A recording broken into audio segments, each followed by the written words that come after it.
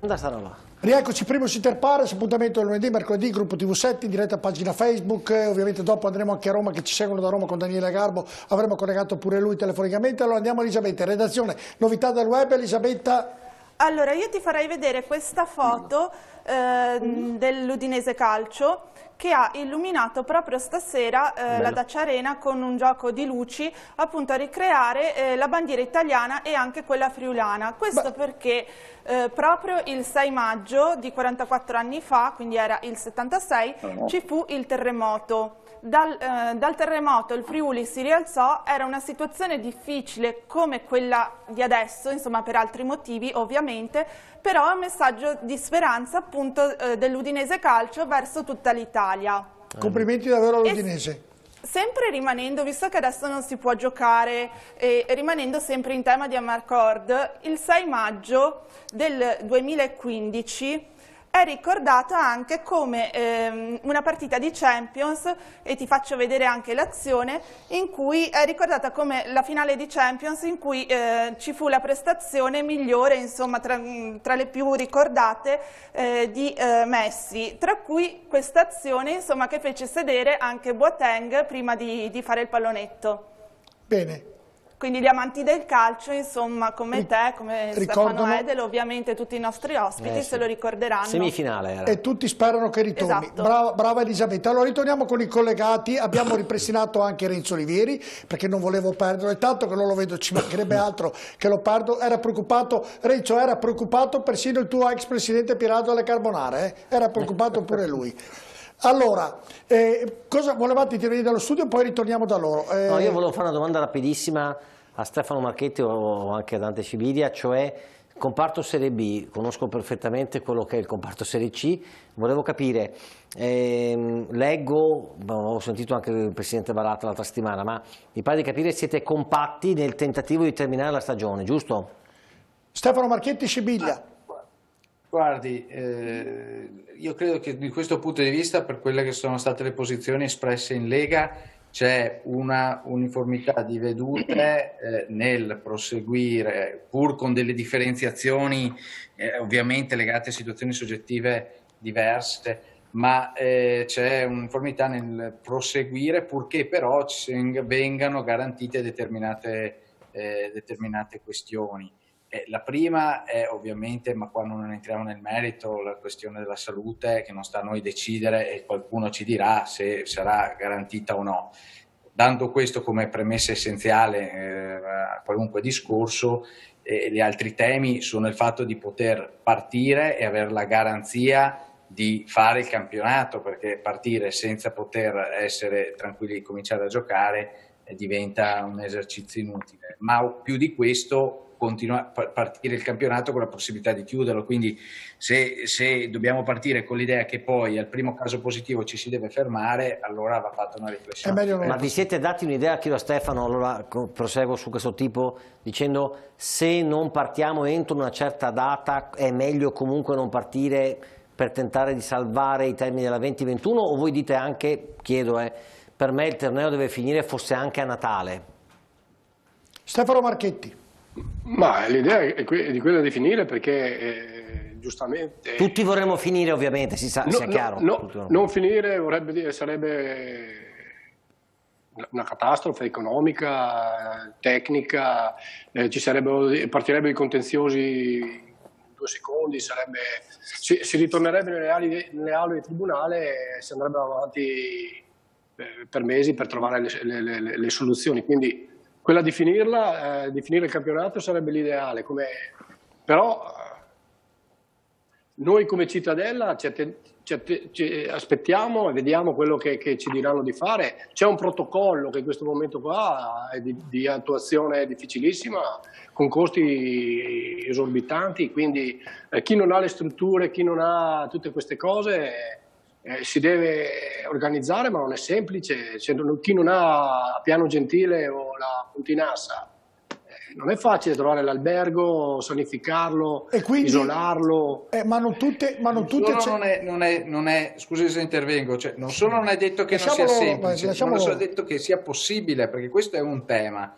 perché il tema è anche quello delle responsabilità per i medici e per i datori di lavoro, per cui qualora il protocollo non fosse attuabile, chi è che si prende la responsabilità di giocare a calcio senza seguirlo? Perché nel momento in cui c'è un caso di Covid, essendo equiparato all'infortunio sul lavoro, è evidente che nascerà una questione di responsabilità. Certo, PM, guardate che non è che farà una valutazione sulla buona fede, va a vedere se il protocollo è stato attuato o no. Gianni Grazioli, la risposta... Rende conto che non è stato attuato per impossibilità, iscrive le persone nel registro degli indagati. Gianni Grazioli, questo è un problema che va risolto prima di partire. No, certo, Gianni Grazioli, la risposta ai dirigenti della Serie B, poi vado da Paolo Bedì per sentire cosa si aspetta, perché mi sembra di capire che domani la Serie C darà la sospensione completa a questi campionati. Mi sembra di capire, poi voglio sentire il suo pensiero, almeno qui in studio ho capito questo.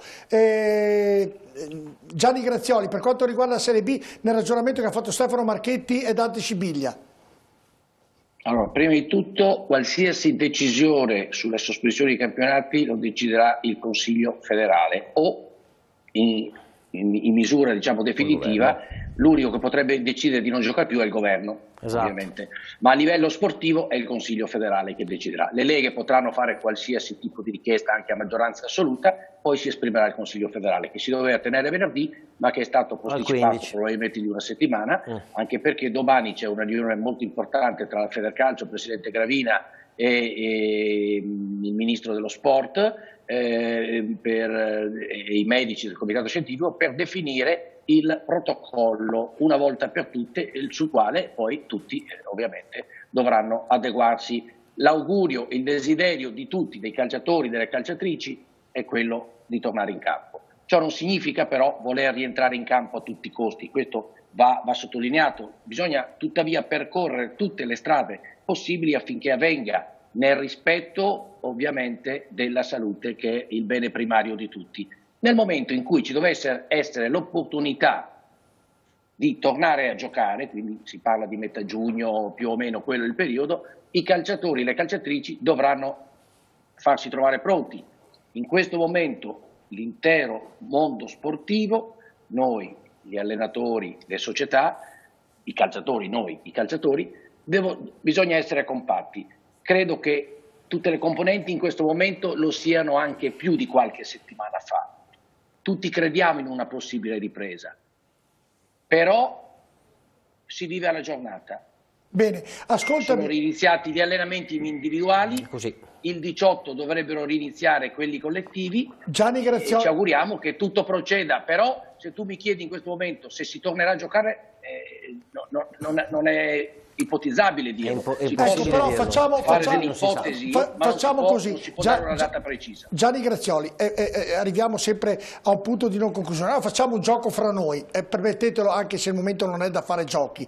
Però lo chiedo a tutti i 5 voi collegati e a quelli studio. Scommettiamo una pizza, mi rinquadri Claudio, gli ospiti che ho collegati. Scommettiamo una pizza senza tante storie. Secondo voi, tranne la Serie A che per me inizierà per ovvi motivi, la B, la C rinizierà, sì o no? Secondo te, personale, Gianni Grazioli, Stefano Marchetti, Dante Sibiglia, Renzo Olivieri e Paolo Bedì.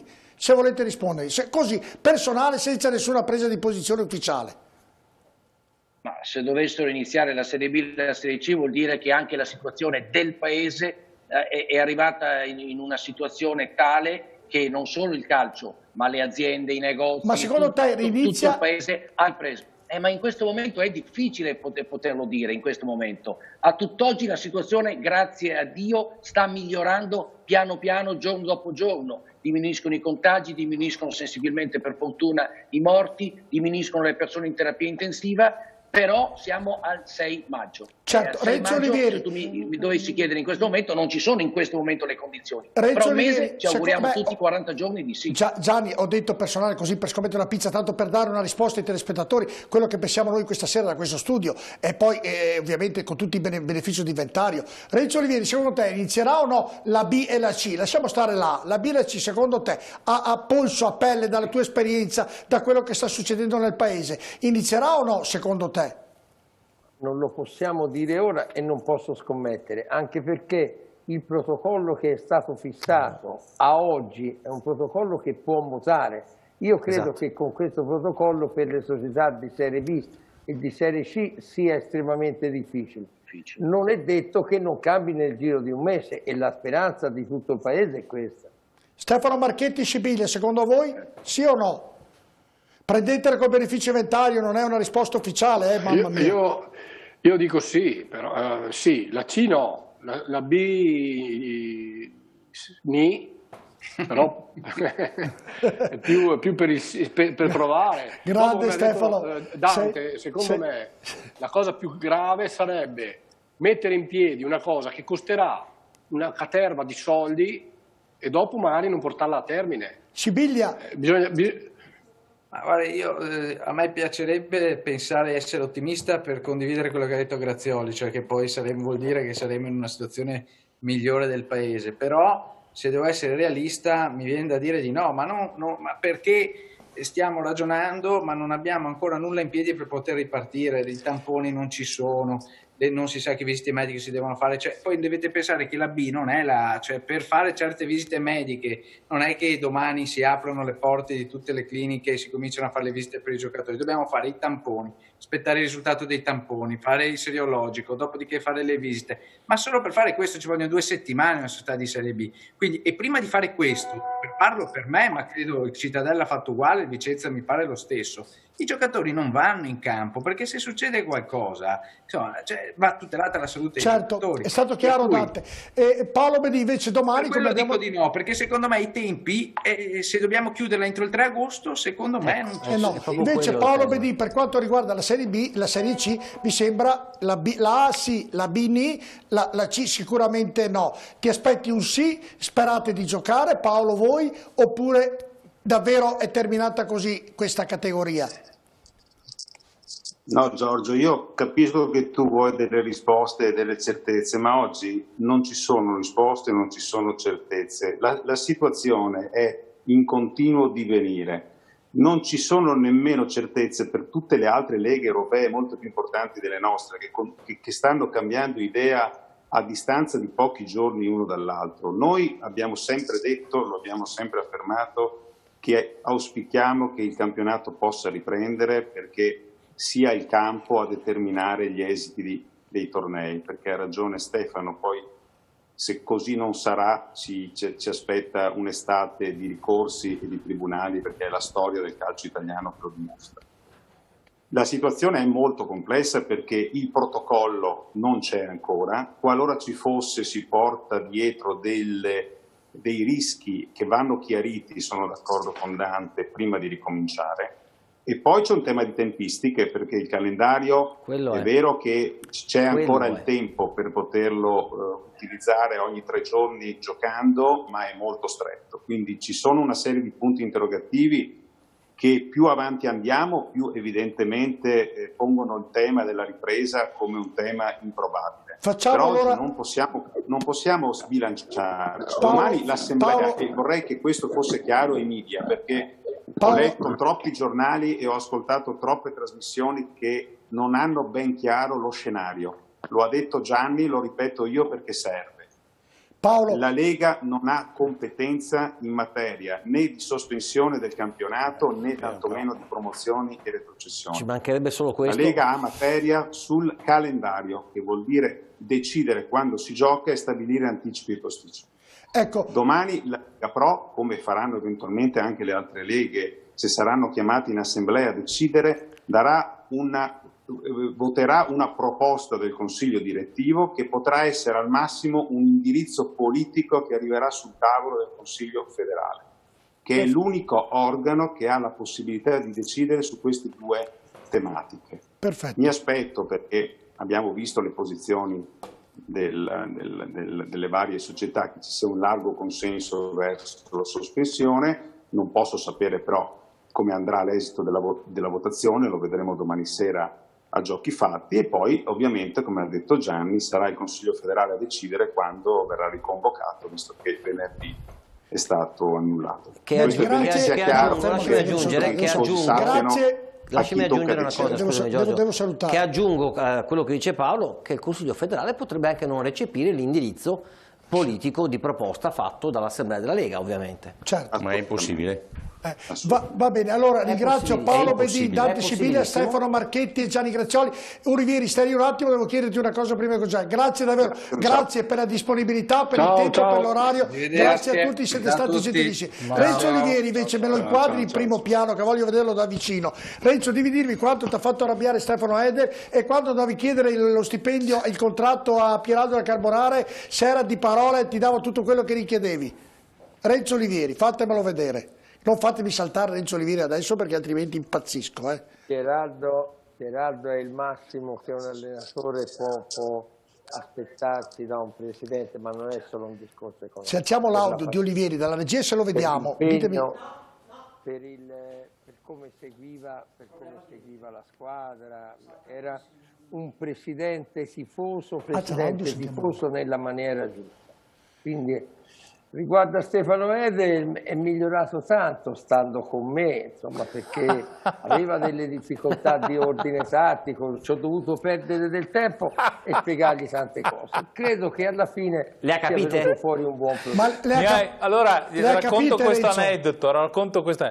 Mi ha perfino insegnato, perché lui gli piaceva fare, come si battono i falli laterali, perché un giorno, se ti ricordi, a Noventello, tu hai fermato un'azione di gioco dell'allenamento del Padova e hai chiesto, non mi ricordo a chi, per 3 volte di fare una rimessa laterale come Dio comandava, perché non ti piaceva, non so se te lo ricordi. Sì, ma me le ricordo. E noi eravamo fuori ad assistere e tu ci hai detto, così si battono gli out. Io invece ricordo Renzo Olivieri, una sera dopo il ritiro a Borgo Valsugana, ci siamo fermati nel ristorante a mangiare assieme con tutta la squadra, poi al ritorno c'era anche il mio carissimo amico Furio Stella, che oramai non c'è più, voglio ricordarlo, e ci siamo sentiti telefonicamente, ricordo quella telefonata come fosse ora e la ricordo sempre con molto piacere Renzo, davvero con molto piacere. Grazie a tutti voi, sono contento della vostra amicizia e vi sento sempre volentieri. Grazie. Ciao grazie Renzo, grazie, buonanotte. Mister, grazie. Aspetta che Pieraldo ti vuole dire una cosa, prego. Niente, volevo salutarlo, sono felice di averlo visto in grandissima forma e poi volevo anche aggiungere che questi signori qui padovani non mi hanno mai dato il merito di aver consigliato, o meglio, aver portato Renzo Olivieri ad allenare il Padova. Te l'abbiamo sempre detto. No, non me l'avete mai detto come pubblicamente. No? Non me l'avete mai detto perché pubblicamente. Eri bugiardo. Avete avuto l'onore, la fortuna di avere un grande allenatore e non mi avete mai ringraziato per questo. Mi avete solo criticato. Mamma mia, ti stai proprio abponendo Renzo Olivieri, ma quando te l'abbiamo sempre detto. Facili, a dire la verità, Presidente. Come dice mister? Sono state annate non facili, non bellissime, andavamo un po' a tratti. Io sento ancora i ragazzi di allora si scherza un po' su quell'annata, ma proprio ieri mi ha chiamato Bedin, sento spesso Florindo che fa l'allenatore, lo sta facendo molto bene, molto criticato da voi ma sono sempre sempre su una frase che io dissi, però sapevo che ero soggetto a critiche. Dico, ragazzi, guardate, è inutile stare a fare discussioni. Florindo mi ricorda, siccome lo volevo far giocare fluidificante, Florindo mi ricorda Giacinto Facchetti, e lì insomma credo che Stefano, ma anche Gianni, insomma, così, la critica fu forte, ma il lavoro mio era quello. Certo. Grazie Renzo, grazie per la disponibilità. Va bene, noi invece andiamo in pubblicità, poi ritroveremo Nicola Binda e Gianni De Biasi collegati, quindi rimanete con noi a tra poco. Posso buttarlo via?